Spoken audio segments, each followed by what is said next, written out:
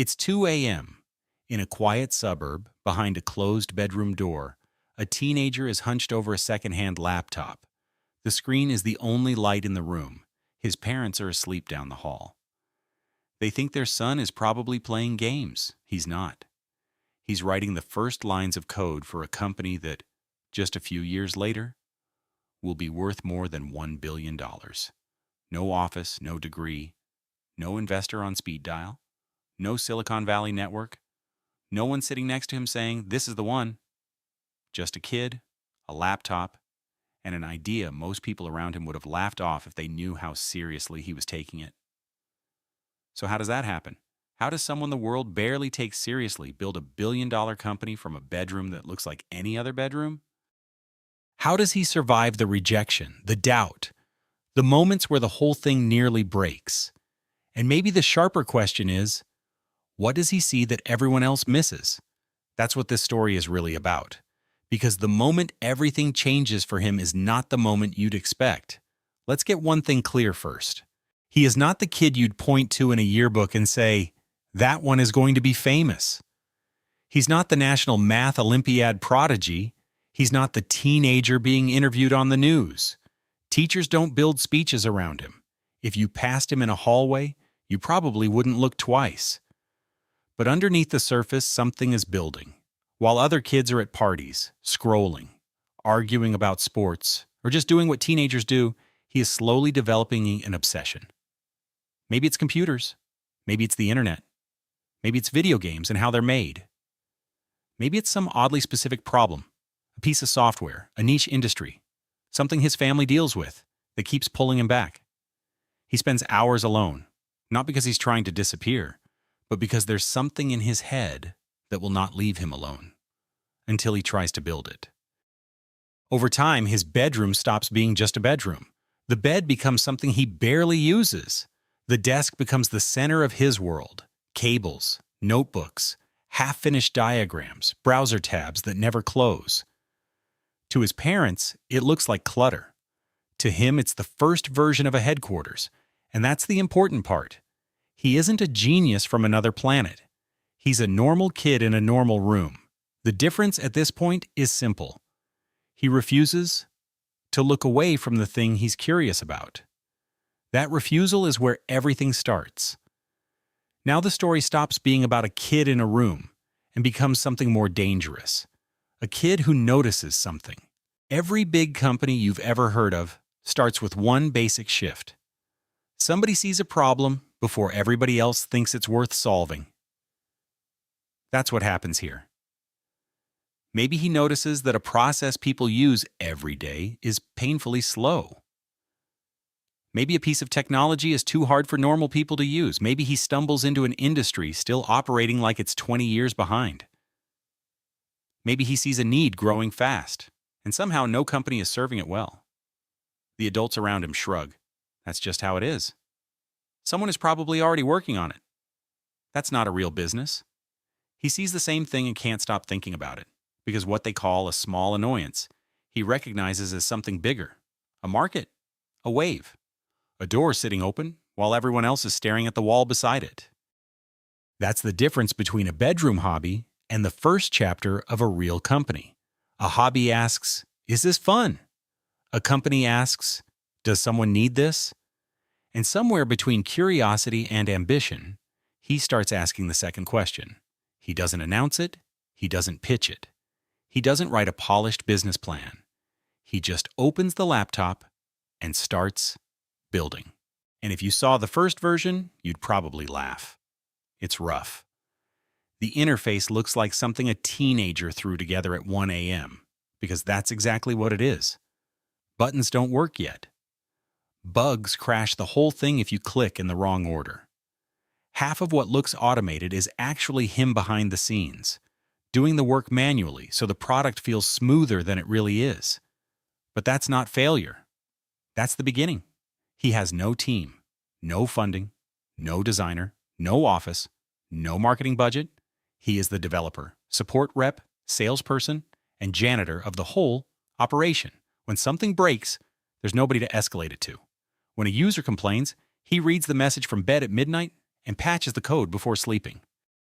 And under all that ugliness, something important is hiding. The product solves a real problem, not a wouldn't it be cool if problem, a real pain point that someone, somewhere, has been putting up with for too long. Then the first user shows up. Maybe it's a friend. Maybe it's a stranger from an online community. Maybe it's a small business owner who finds the website and thinks, fine, I'll try it. It doesn't really matter who it is. What matters is that for the first time, someone outside his bedroom uses the thing he made and gets value from it. From the outside, that moment looks tiny. Inside the story, it's everything. Because once one stranger needs your product, you're not just pretending anymore. You have a customer. You have proof. You have the first fragile sign of a company, even if the whole thing is still running from a laptop on a teenage desk. But the world is not waiting to congratulate him. He starts reaching out. Investors, potential customers, bigger partners. Anyone who might help turn this from a bedroom project into something serious. He writes the emails carefully. He makes the website look more polished than the business really is. He chooses words that sound older than he is. And then, nothing. Investors don't reply. The ones who do usually send some polite version of the same message. Come back when you have more traction. Come back when you're older. Come back when you're not, basically you. Customers ask the question he knows is coming. So, who runs this company? And he can feel the air change the moment they realize how young he is. There's a point in every young founder's story where they learn how much of the world runs on the assumption that they're not supposed to be there yet. Not at that age. Not from that room. Not without a track record. Most teenagers would quit here. Honestly, most people would, because the rejection doesn't feel like it's about the product. It feels like it's about him. His age, his face, his voice on a call. The fact that he doesn't look like the person they expected to trust. So he adapts. He leaves his age out of conversations. He lets people assume what they want. He pushes every pitch toward results instead of biography. He learns to let the work speak first, because every time he speaks too early, people stop listening. And now the question hanging over the story is simple. If nobody believes in you, how do you ever get your first real shot? The answer comes from a direction even he doesn't see coming. One night, an email lands in his inbox. It's late. He's tired. He's been rejected enough times that another no would barely surprise him. He's about to close the laptop. Then he clicks. And whatever is inside that email splits his life into a before and an after. Maybe it's a customer. Not a small one this time, but the kind of customer that gives a company credibility overnight. Maybe it's an investor who actually looked past his age and saw what he had built. Or maybe it's something stranger, one post, shared by the right person at the right time, sending a flood of signups he is nowhere near ready to handle. Whatever the source, this is the moment everything stops. It stops being theoretical. But before the breakthrough, sit with the weight of this moment. For almost 2 years, this kid has been building in his bedroom, while the world has basically told him he's wasting his time. Then one night, sometimes that really is all it takes, the door he's been knocking on finally cracks open. And what waits behind that door is bigger than the email itself. Suddenly, the numbers move. Users start showing up faster than he can track. He goes from refreshing analytics every few hours, hoping for one more sign-up, to refreshing because he worries the servers might collapse. The quiet experiment begins acting like something with momentum. Then real revenue arrives, not pocket money, not a friend paying out of kindness. Real, recurring, people actually pay for this every month revenue. And once that happens, the story changes. It's no longer a kid working on something. It's a business. It has customers. It has obligations. It has a future other people are starting to believe in. Then he hires the first person. Think about that for a second. He is still a teenager. The person he brings on may be older than him, maybe much older, more experience, more credentials, maybe a mortgage, maybe kids. And they are choosing to work for him inside a company that began in a room still decorated with pieces of his childhood. The first time he has to give feedback, set expectations, negotiate salary, or tell someone no, it's terrifying, but he does it. Then he hires another person, then another. Slowly, the bedroom stops being the company. It becomes the origin story. The center of gravity shifts, Slack messages pile up, customer calls fill the calendar, decisions no longer fit inside one laptop screen, and the people who used to ignore his emails start writing to him first. This is the payoff to everything that came before. The kid in the dark room, the ugly first product, the unanswered messages, the rejection. None of it was the joke. It was the foundation, and now the rest of the world is finally noticing what it missed. But the breakthrough doesn't end the struggle. It just changes the kind of struggle he has to survive. This is the part that doesn't make it onto magazine covers. As the company grows, his life shrinks in a very specific way. Friends drift because their lives and his schedule stop matching. He misses birthdays. He misses normal milestones. He's 19 and running a company, but in some ways, he never really got to be 18. The pressure comes from every side. Customers expect the product to work all the time. The team depends on him for direction, paychecks, decisions, calm. Investors want updates, growth, plans. Press starts paying attention. And meanwhile, he's learning how to run a company in real time, in public, without a rehearsal. There are nights when the product crashes and he feels the panic before he even opens the laptop. There are weeks when a major customer threatens to leave and the entire revenue picture starts to shake. There are moments when the bank account looks too thin, and he wonders if he's about to become the founder who almost made it. And then there is the quieter problem. He's the youngest person in most rooms. Sometimes he's managing people twice his age. He doesn't always know how to handle the politics, the conflicts, the resentment that appears when a company grows too fast. He makes mistakes. He hires the wrong people. He has to fire them. He says things badly. He wakes up some mornings wondering if he is actually the right person for the job he created. Real success is much stranger than people make it sound. It isn't a finish line. It's a new starting line, with steeper hills, and quitting no longer feels like an option. This is where the story stops being about a teenager and starts being about a founder, because he doesn't quit, even when, by every reasonable measure, he probably has plenty of reasons to. And then comes the day. A funding round closes. The lawyers send the documents. The headline goes live. The valuation has a B in it, billion. For different founders, this moment looks different. Sometimes it's champagne. Sometimes it's a tired text to his mom that says, "It happened." Sometimes the company barely changes at all the next morning. There is still a bug to fix, still a meeting to run, still a customer waiting for support. The number changes. The work doesn't. But step back and look at the contrast. A few years ago, it was one teenager, one laptop, one bedroom, and an idea most people dismissed.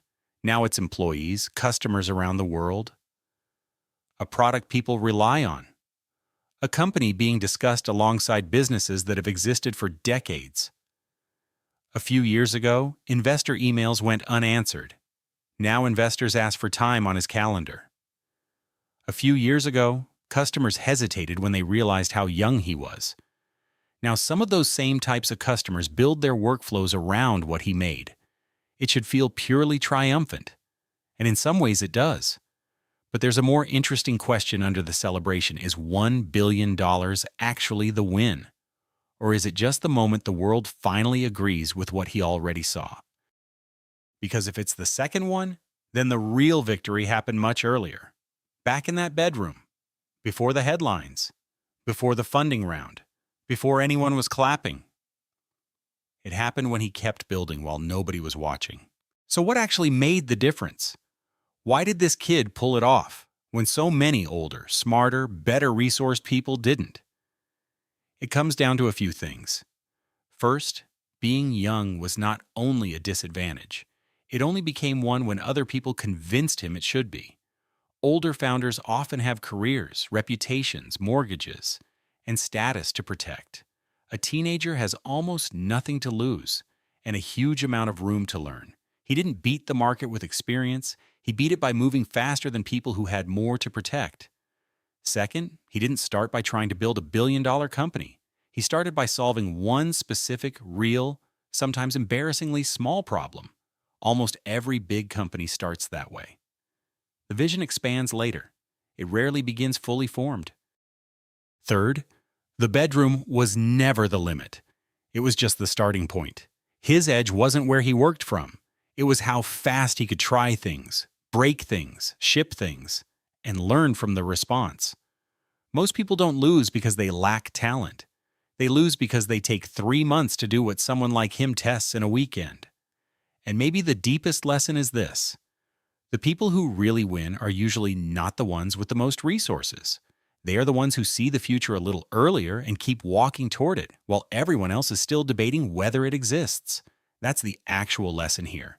Not build a $1 billion company from your bedroom. That's the headline. The useful lesson is quieter. Pay attention to what you can't stop thinking about. Take it more seriously than the people around you think you should, and start building before you feel ready. So let's go back one last time to where we started. Same bedroom, same laptop, same teenager, only now you know what was happening behind that closed door. You know the rejection. You know the late-night email. You know the breakthrough, the cost, and the day the world finally caught up. And this is the part worth keeping. The astonishing thing isn't just that he built a $1 billion company. The astonishing thing is how little he had at the beginning. A room, a computer, an idea almost nobody believed in. That's it. That was the starting kit. Most people have some version of those things. The story isn't really about him being special. It's about what becomes possible when someone refuses to wait for permission, refuses to wait for the perfect age, refuses to wait for the perfect office, refuses to wait until the world finally takes them seriously. Because the world rarely takes anyone seriously at the start. It catches up later. It catches up after the work is already done. By the time the headlines arrive, the real story has already happened. And it almost always started somewhere small. This story is not really about $1 billion. It's about seeing something before anyone else agrees it's there. So if you like stories like this, underdog stories, young founders quietly changing entire industries while almost nobody is paying attention, hit subscribe. The next video is about a founder who started with even less than the kid in this story and somehow ended up creating even more impact. And before you click away, I'm genuinely curious. What do you think mattered most here? Was it raw talent? Was it timing? Or was it that obsessive, uncomfortable focus he just couldn't turn off? I read the comments. I'll see you in the next one.